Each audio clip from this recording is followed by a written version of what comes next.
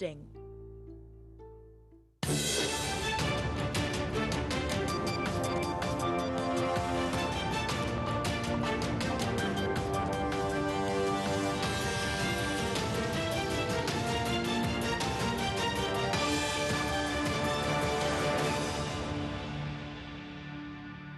You're watching Bermuda Tonight. It's Wednesday, November 7th. I'm Jasmine Patterson, and thanks for joining us.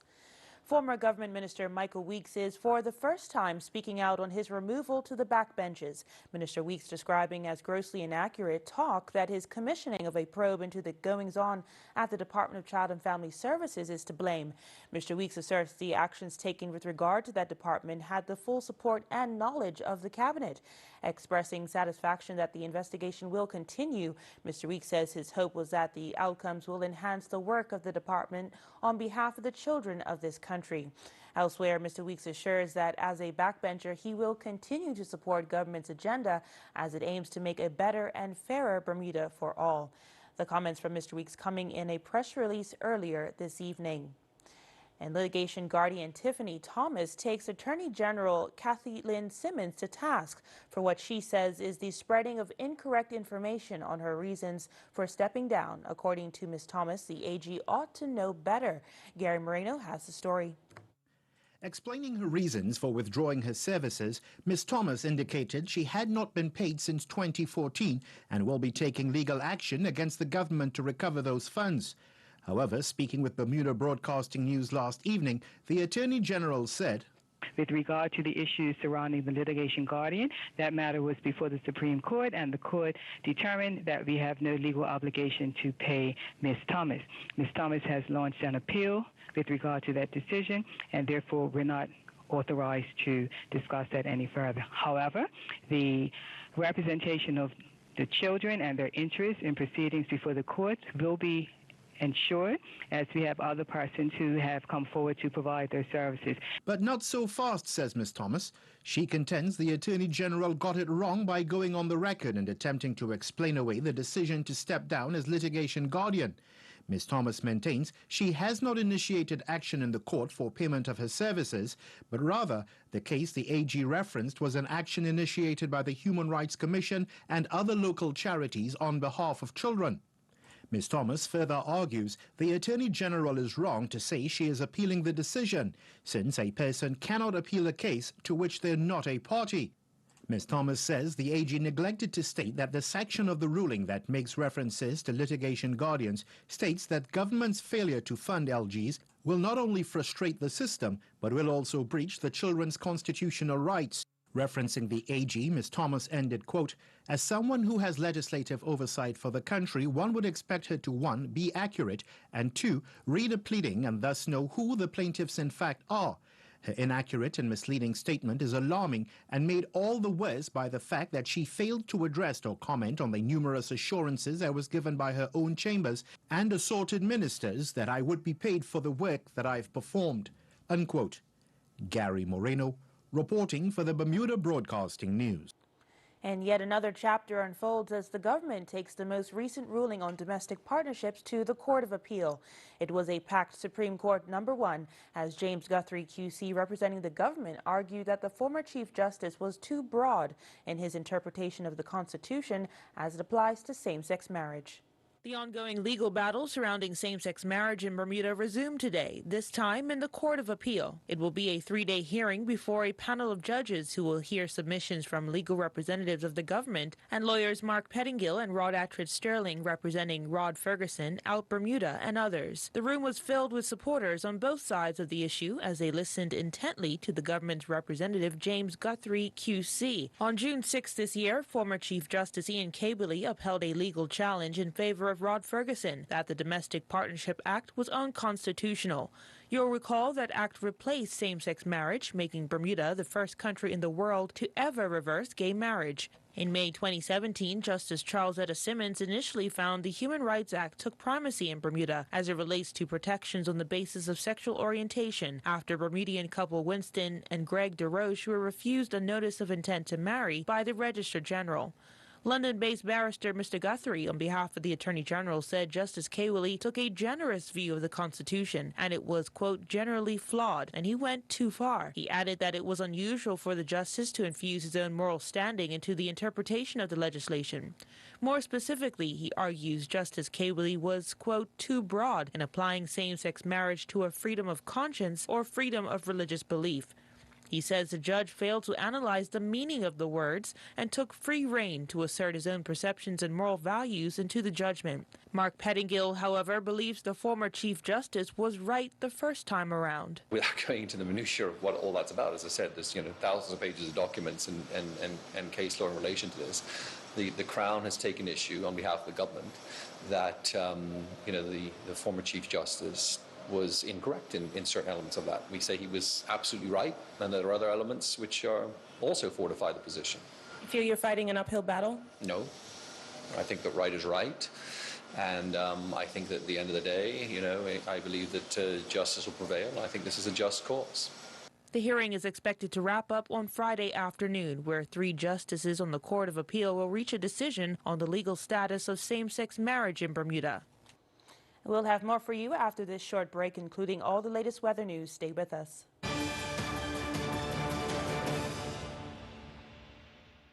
16,000 Bermudians find the easiest, cheapest way to bring packages to Bermuda is with U.S. Express at mailboxes. There are things that you can't ship to Bermuda sometimes, especially IT equipment and things like that.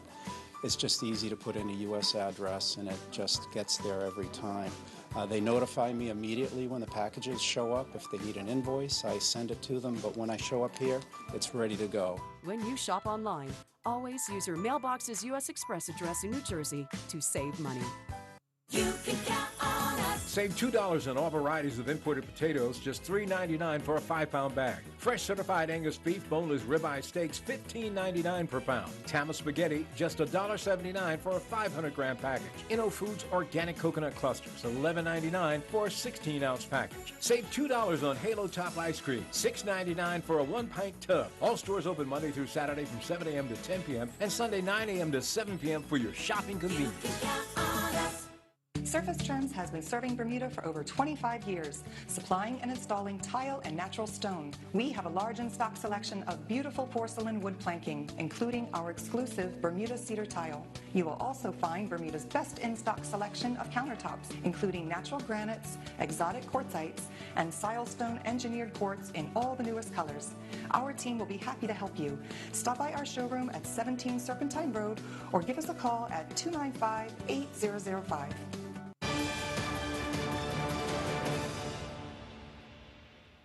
Welcome back. Thanks for staying with us. Friday will be a big day in Bermuda. It's the day marking the reconvening of Parliament and the day when the government sets out what it intends to do in terms of legislation. Top issues to look out for include tourism, healthcare, seniors, and immigration. Tarai Trott asked Bermuda College researcher and statistician Cordell Riley for his predictions.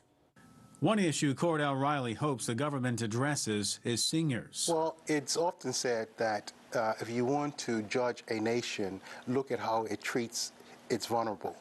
It's very old and it's very young. So based on that, I would like to see something more being done for seniors. The Premier has already announced that for those over 90 will have free health care. There was some criticism about that, but I don't think those numbers right now are quite large. But I think if he were to elaborate on that, we'll get a feeling of where he's going with that. And also the very young, they've placed a lot of emphasis on education, particularly tertiary education where I am. So we've seen that happen, and I'd like to see in terms of that if that's going to be growing. The PLP has been in power for 15 months and has made headway on issues such as decriminalizing cannabis and abolishing conscription. But has the party fulfilled its entire election platform? Well, I think if you were to go by the book and tick off, you'll be able to tick off a number of things that they have done. But I think what you are hearing from the public, that there more needs to be done. So, for instance, you had just mentioned earlier about financial technology. We've heard a lot of announcements about that. We've seen Arbitrate purchase the building, and so I would like to see in terms of what is the next phase for that, because aside from healthcare and the elderly and the youth, there's also growing the economy, and so that's very much on people's minds as well. So something along the lines as to the next phase of that particular project, we would like to see. Financial technology, also referred to as fintech, has featured heavily on the government's agenda, with the government announcing this year that a special class of banks would have to be created to facilitate the fintech industry. I'm not sure we're that close to it, so perhaps not in this throne speech, perhaps some of the groundwork that needs to be laid, but certainly if this is the way of the future, eventually other banks will come on board. So I don't think it's going to be in this throne speech, but perhaps in the future. Another area that could be addressed in the throne speech is immigration. With immigration, there are two parts of it. One is those who have been here for a long time. Others talk about they should be given status. That is what was being worked on by the working group, and the minister has said that that is still ongoing, although should be coming to, we should be receiving something about that in the near future. So that's one part of it. The only thing with that is that those people are already here, so they don't add anything to the economy. In my estimation, that will probably be less of a priority than bringing in folks who are bringing in jobs with them. I think that is what we want to hear about. Now, in terms of fast-tracking through immigration, I think there's plans already in the books. If you're bringing in employment and you include Bermudians within that employment, I think there's a process already for that. Another area Mr. Riley says to look out for is tourism. And St. George's residents growing excited about their new St. Regis Hotel. And the man who played a major role in getting it here speaks out for the first time since construction began. Mike Sharp reports.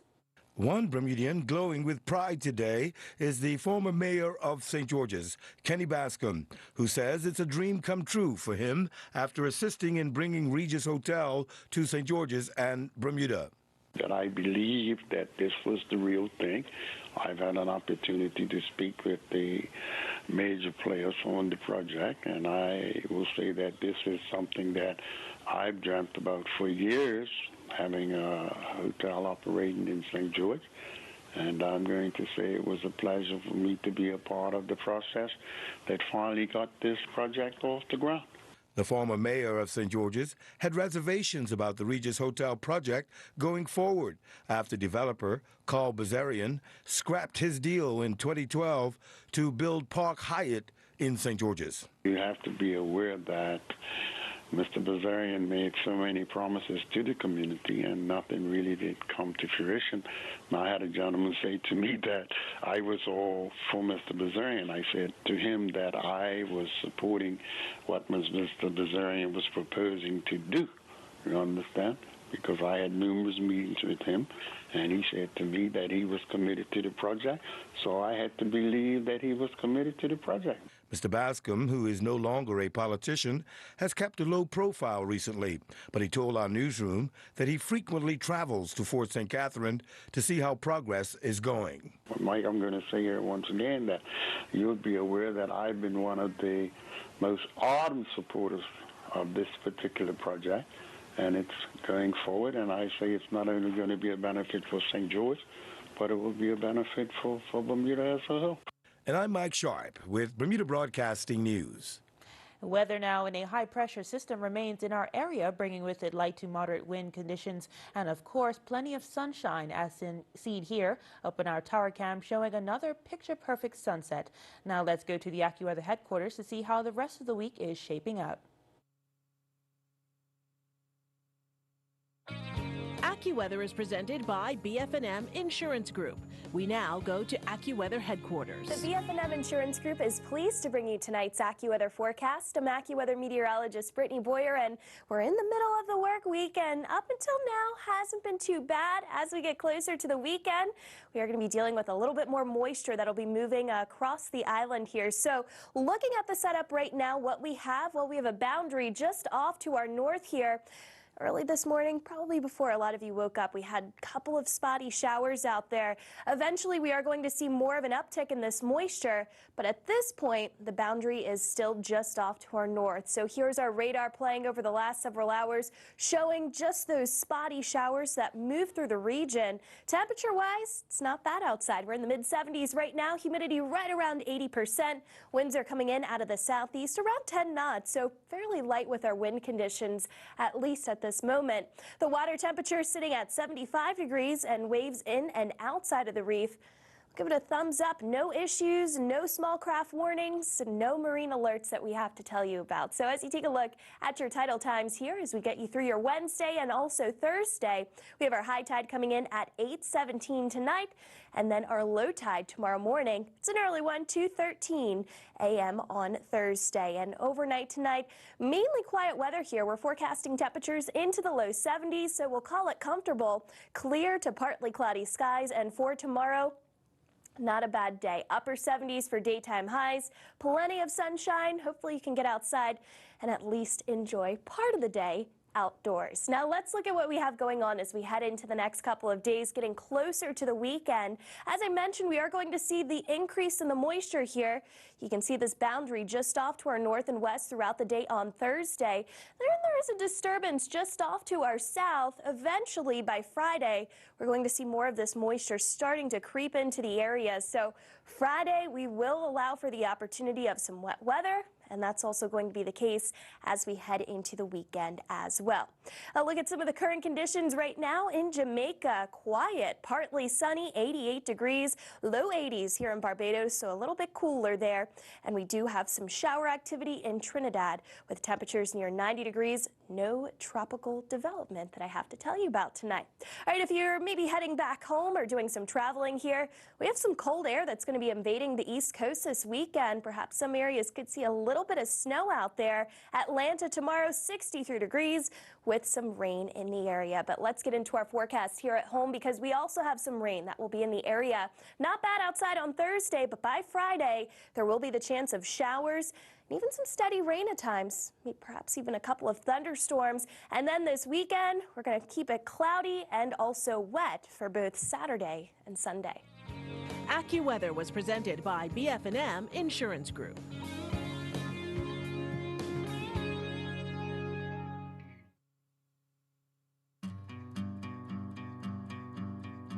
This summer I was in Germany on holiday with my family, and on a whim one day my son and I joined a speed sliding competition, and as I came down the water slide I went straight down in the pool and whacked my left foot on the bottom of the pool, and I looked down and I didn't see a foot. I just saw the bones sticking out and I started to feel faint. I was ambulanced to a hospital where I stayed for 11 days and had surgery. I had snapped all the ligaments on both sides of my ankle. And in the middle of all this stress and pain, we thought, how are we going to deal with health insurance? How will we pay for this? And I got a response from Allison at BF&M, and she said, your admission and surgery will be covered at 100%. I didn't have to put it on a credit card and deal with a reimbursement later. It made such a big difference to us. And for me, the BF&M difference is stress-free insurance when I really needed it.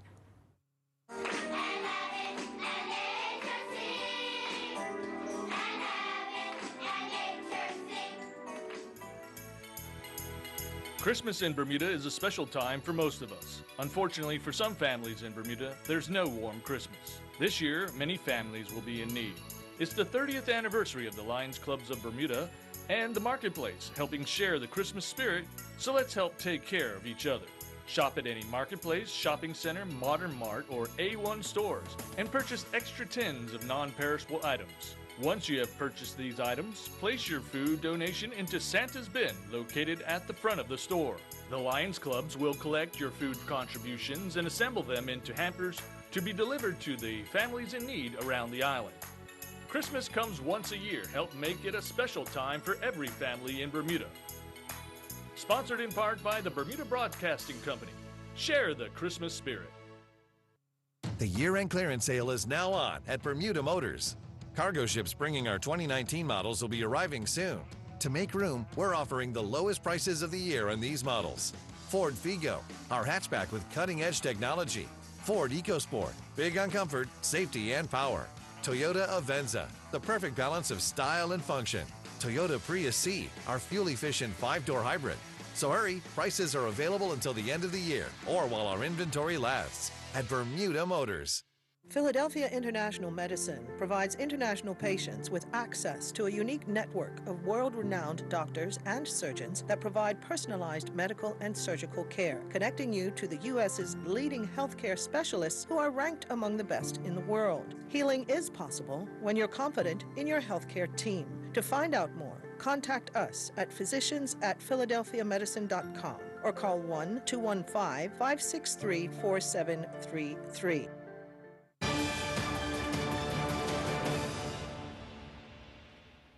Welcome back.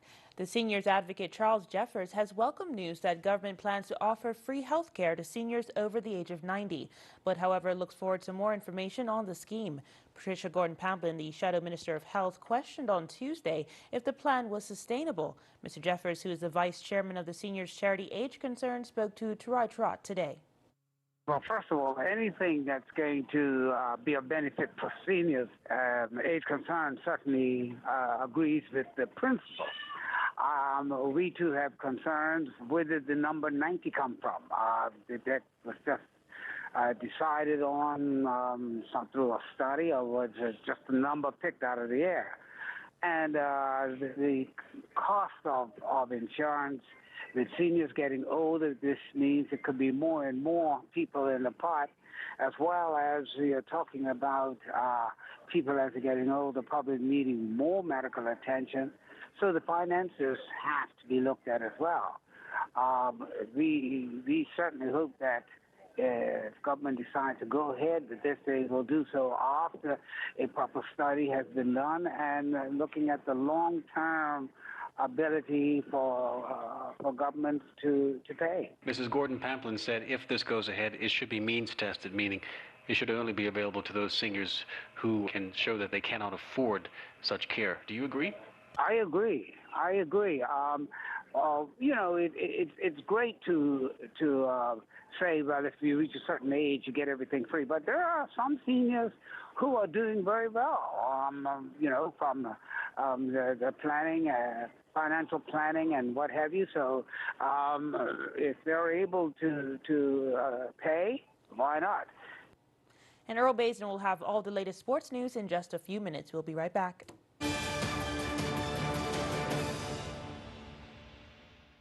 You can count on us. Save $1.70 on value pack fresh Purdue chicken thighs or drumsticks, only $1.99 per pound. Butternut, acorn, or spaghetti squash, just $1.99 per pound. Only 99 cents for select varieties of 6-ounce Yoplait yogurt. Juicy savings of $1.16 on ShopRite apple juice. $3.19 for a 64-ounce bottle. Charmin Ultra Strong or soft toilet tissue. $5.19 for a 4-pack roll. Visit our website at www.marketplace.bm for more exciting flyer specials. You can count on us. I'm Tony Waterman. Coming up on The Breakdown this week. Sustainable investing. Investors putting their money behind companies doing social good. But how profitable is it? We'll find out. It receives millions of dollars in government funding. So what sort of return on investment does the Bermuda Business Development Agency produce? I have an interview with interim CEO Sean Moran. Plus, what's all the buzz about? It sounds like a computer. The tourism app unlocking some of the most bespoke experiences on island. A sit-down with Winnow co-founder Allison Swan. That's Thursday at 8 p.m. on ZBM TV 9. We are the voices. You are with the captain. It's Mr. Midday. 12 new major news. The big station. The morning show. Your number one song. The Faces. You're watching Bermuda Tonight. This is exactly what you're talking about. What an upset it was. The Storytellers. They are actually using the pepper spray. Police are aware of this theory. The water is 3,500 meters deep. The tax climbs up to 12.5%. The window on our community. We bring you the best in U.S. television entertainment. And the greatest sporting events in the world. A brilliant performance from Duffy. We are the island's only Bermudian-owned broadcaster of both television and radio. With the only TV channels that are available over the air in beautiful high definition, completely free. We are always expanding. We are always innovating. And most important, we're always your station. This is Bermuda Broadcasting.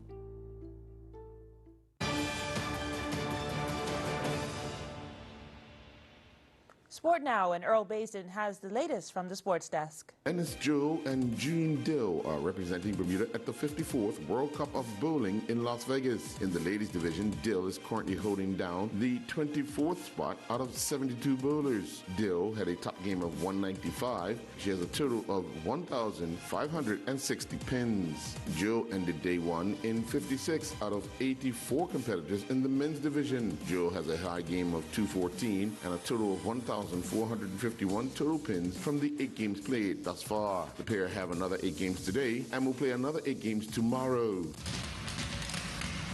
Digicel is once again looking to assist Bermuda football clubs that have youth programs. Don Fogo, the Digicel marketing manager, in making the announcement, said, So Digicel has decided to start a football fund to benefit the youth teams of Bermuda. With this fund, we'll be able to assist many clubs with the various needs that they have.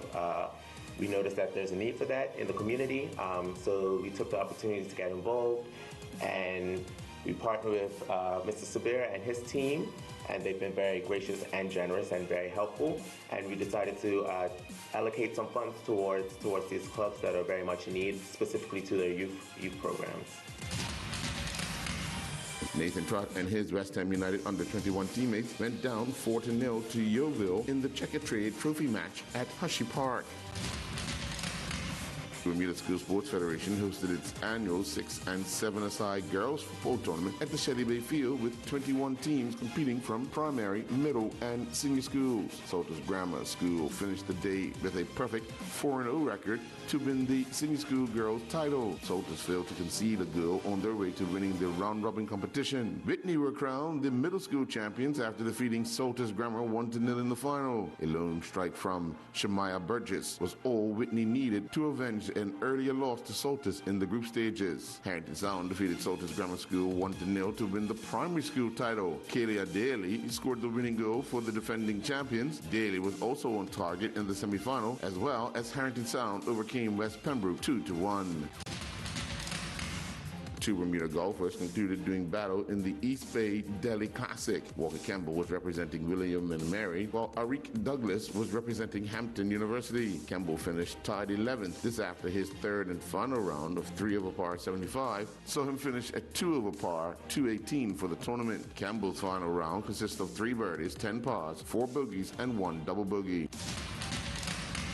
3 Bermuda swimmers competed at the Swim England Southwestern Regional Championships. With all eyes on qualifying times, all 3 were in strong form. Sam Williamson continued his recent run of form from the City of Cambridge meet in September, where he broke 4 age group records, with another 4 broken this time. In the 200-meter IM, Williamson swam a time of 2:13.61 in the heats to break Ethan Daly's record of 2:17.07 set back on March 13, 2016. He followed this up with a time of 4:49.90 in the men's 400-meter IM, finishing 5th in the junior category, this time lowering the previous record of 5:03.16 set by Jack Harvey in March of this year. During the 100-meter breaststroke, Williamson would break his own record of 1:10.74 he set back in March of this year in the heats when he touched the water in a time of 1:07.08 and lowered this further to 1:06.09 in the final to claim second place. Finally, in the 100-meter IM, Williamson would set a new record of 1:02.32 before lowering this to 1:01.92 in the final, finishing 6th. The previous record was 1:03.46 set by Ethan Daly back in March of 2016. Keegan Woolley was also in record-breaking form, first breaking his own record of 2:36.03 in the 200-meter breaststroke with a time of 2:33.80, and then followed it up with lowering Ethan Daly's 100-meter breaststroke record of 1:09.60 set back on December 4th, 2016, when he was clocked in a time of 1:08. 28.96. Woolley also recorded a number of other personal bests, including a time of 25.12 in the 50-meter freestyle, narrowly missing out on the AAA mark by just 0.03 of a second needed to qualify for Carifta. Emma Harvey also competed and captured 2 medals. She won the bronze medal in the 50-meter butterfly with a time of 27.48, and then followed this up with another bronze medal performance in the 100-meter butterfly, recording a time of 102.52.